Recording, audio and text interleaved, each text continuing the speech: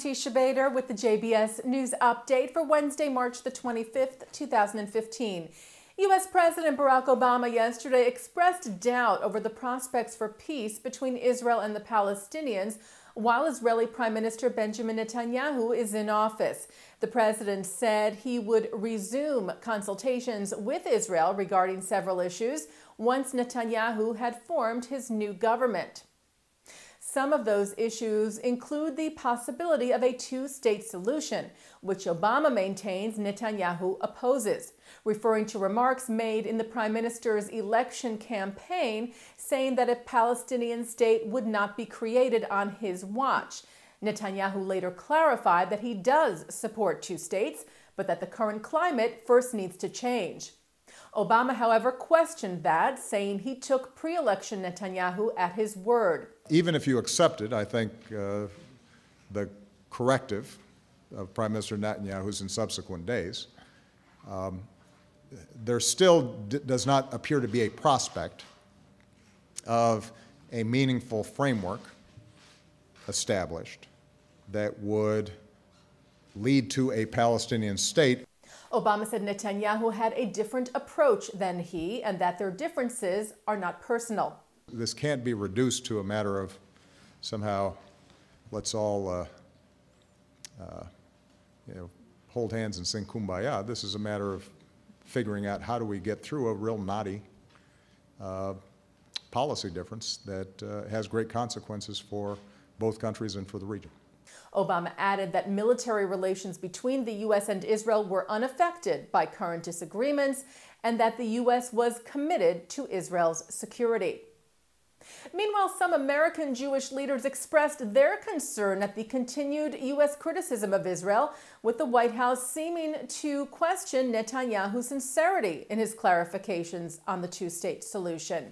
Executive Director of the American Jewish Committee, David Harris, told the Jerusalem Post that it was troubling that the outcome of the Israeli elections were of such great concern to the U.S. administration. Harris said, whatever the failings of the prime minister, the way this is unfolding runs completely contrary to the spirit of U.S.-Israel relations, adding that the U.S. appears to have a reasoned interest in prolonging the crisis. National Director of the Anti-Defamation League, Abe Foxman, told Jerusalem Post he too was, quote, troubled by statements now coming out of the White House. Foxman said what we are hearing from the Obama administration raises deeper questions about their intentions and perspectives. And in the new government Netanyahu is working on forming, Kulanu leader Moshe Kahlon will reportedly be the new finance minister. Haaretz reported that Kahlon met with Netanyahu last night and that Netanyahu said he would appoint him to the role. The Kulanu party won 10 Knesset seats in last week's election and joined a coalition with Netanyahu, helping to give him a majority. Kahlon had broken away from Netanyahu's Likud party last year to form the Kulanu party.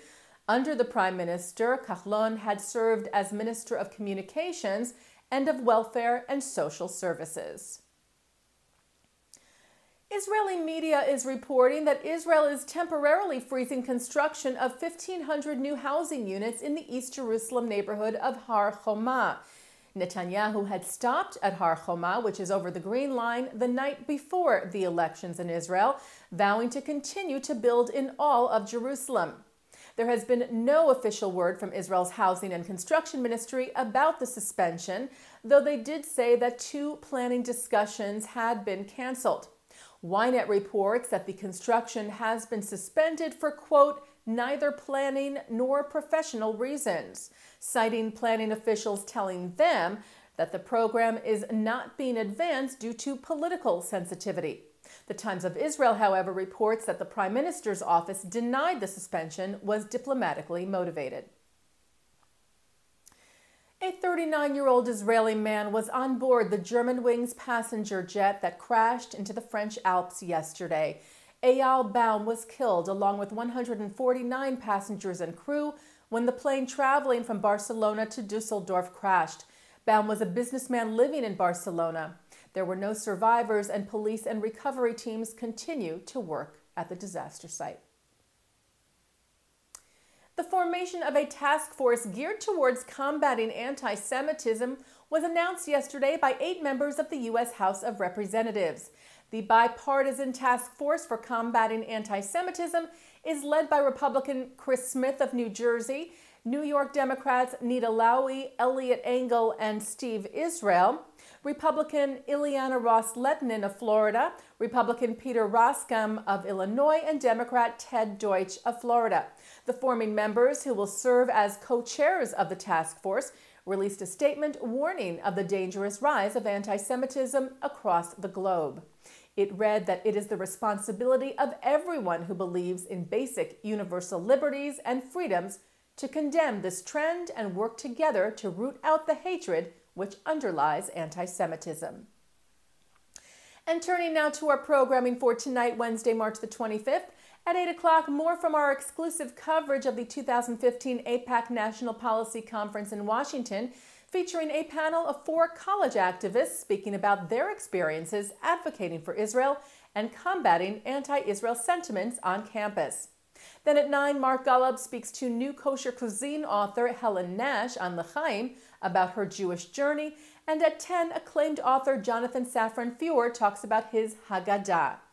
And coming up right after this newscast tonight, a new segment of Thinking Out Loud with Micah Halpern. And that's the JBS News Update for Wednesday, March the 25th, 2015. I'm Teisha Bader.